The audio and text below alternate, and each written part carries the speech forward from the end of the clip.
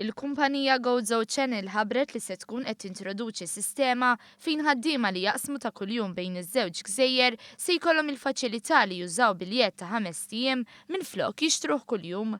Permezz tek l-awċin se jevitaw il-kwijiet u bekk tonqos l-istennija.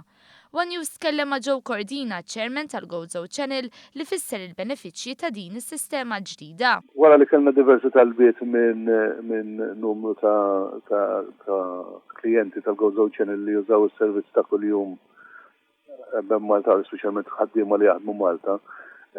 Dawn talbuna biex kista jkun nintroduċu biljett li jkun servi għal-ġimgħa biex filgħodu mhux kull filgħodu jqogħdu jistennew fil-kju biex jixtru l-biljett. Ovvjament dawn jixtruh darba filgħodu nhar ta' tnejn u jservihom għal-ġimgħa sħiħa.